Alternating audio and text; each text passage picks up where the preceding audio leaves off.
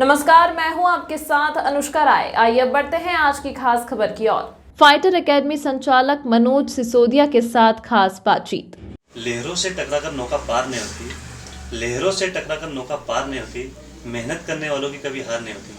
नमस्कार, मैं संतोष सूर्या परमार, स्वागत है आपका सूर्या यूट्यूब चैनल में। दोस्तों, आज हम बात करेंगे फाइटर्स एकेडमी में, जहां पर एक छोटे से गांव से हमारे मनोज जी सिसोदिया आए हैं। उन्होंने संचालन किया है फाइटर्स एकेडमी सुजालपुर में। तो उनसे जानेंगे कि हाँ, उन्होंने किस तरह से शुरुआत की, कैसा क्या उनका शुरुआती दौर रहा, कितनी उनको दिक्कत आई, सब चीज़ उनसे जानेंगे। सर नमस्कार, आपका स्वागत है आपका सबसे पहला हमारे सूर्या यूट्यूब चैनल में। आप बताइए हमें दर्शकों को कि किस तरह से आपने आपकी फाइटर्स एकेडमी की शुरुआत की। देखो, सबसे पहले तो शुरुआत में मैं आपको मेरे गांव का मेरा परिचय करवा देता हूँ। मैं मनोज सिसोदिया हूँ और मेरा ग्राम इमलीगढ़ा है। मैंने जब सुजालपुर में जब पहली बार प्रस्थान किया था, तो यहाँ पर सबसे पहले मैंने देखा शिक्षा विभाग का जो रूझपन था। यहाँ पर काफ़ी बच्चे परेशान थे। बच्चों को कोचिंग ऐसी प्रॉपर रूप से नहीं मिल पा रही थी जिसमें बच्चों को पूरा कंप्लीट, जैसे जीएस और मैथ्स रीजनिंग की फैकल्टी अलग अलग हो। फिर थोड़ा अंदर में एक विचार बना कि एक एकेडमी ऐसी होना चाहिए जिसमें बच्चों को पर्सनल रूप से एक टीचर मैथ्स वाला अलग हो, साइंस वाला अलग हो, जीके के लिए अलग हो। तो मैंने उस दौर से स्टार्ट किया और काफ़ी संघर्ष करना पड़ा। जो एक क्षेत्र से निकल कर आना एक बहुत बड़ी बात होती है हमारे लिए।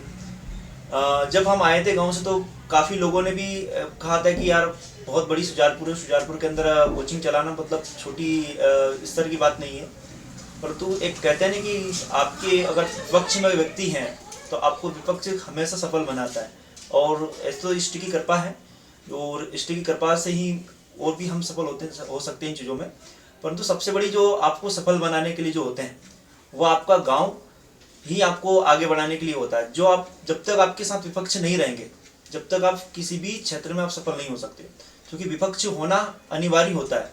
क्योंकि व्यक्ति के विपक्ष नहीं होंगे तो आगे व्यक्ति कभी अपने जीवन में कोई सी भी चीज़ें जो भी होगा, जो भी बिजनेस चलेगा, उसका कुछ भी करना उसको आगे वो प्रोसेस में आगे नहीं बढ़ पाएगा। क्योंकि जब तक कहने वाले नहीं रहेंगे ना, जब तक व्यक्ति बढ़ नहीं पाएगा। जी सर, आपका फाइटर्स एकेडमी खोलने का विचार कहाँ से आया?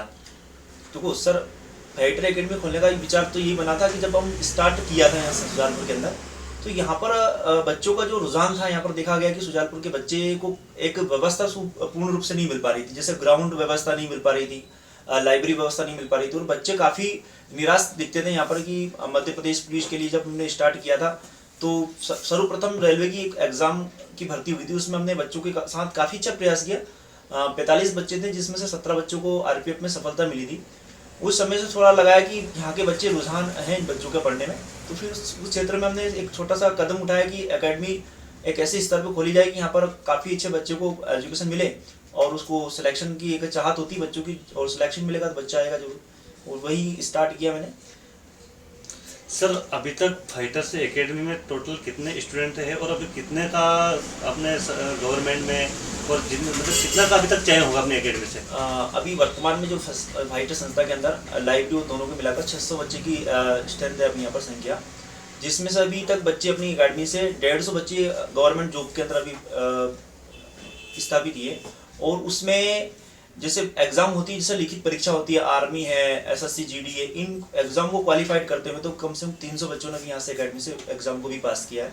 काफ़ी बच्चे निराश भी हो जाते हैं, मेडिकल है आपका, फिजिकल, इसमें भी बाहर हो जाते हैं। और सबसे बड़ी एक मेरी कमी थी स्टार्ट में जब आया था, तो रेलवे पुलिस में मेरा साथ बहुत बड़ा एक हादसा हुआ बोल सकते हैं उसको, कि सुजालपुर में उस समय ग्राउंड की व्यवस्था नहीं थी। तो फिर मैंने एक ग्राउंड को भी संचालित करने का प्रयास किया। हमारे साथीगण पंकज जी मेवाड़ा हैं, जिनको मैंने उसके लिए तत्पर किया कि सर आप ग्राउंड चलाइए अच्छे से।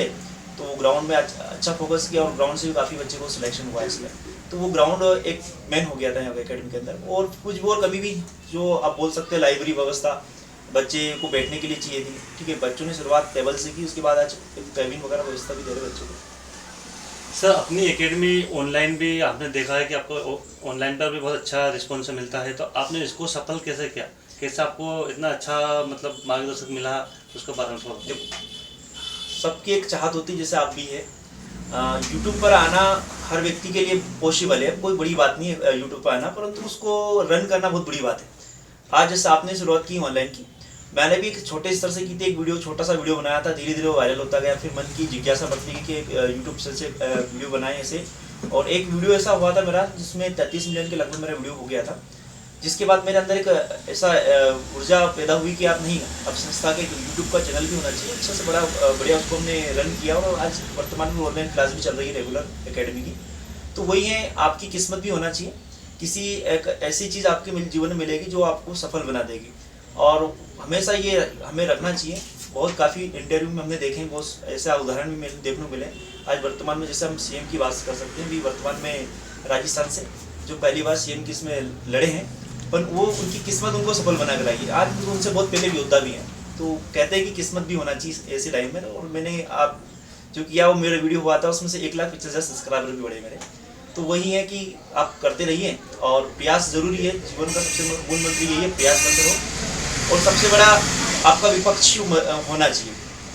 वो व्यक्ति जब तक सफल नहीं होगा जिसके विपक्ष नहीं होंगे। आज मैं हूँ, सफल हूँ, तो किसके कारण हूँ? विपक्ष के कारण। आज हम काफ़ी संस्थाएं, 4-5 संस्थाएं सुजालपुर के अंदर, हम यही चाहते हैं कि कंपटीशन होना चाहिए, ना कि एक एकेडमी रहकर अपनी किस तरह से काम फाउंडेशन करे उसके बाद वो कोई मजा नहीं। ठीक है, आज एकेडमी हमारे श्याम सर भी है जो काफ़ी अच्छी मेहनत करते हैं। हम दोनों के बीच में एक ही रहता है कंपटीशन, और वो दोनों के लेवल में काफ़ी अच्छे बच्चों को सफलता मिलती है।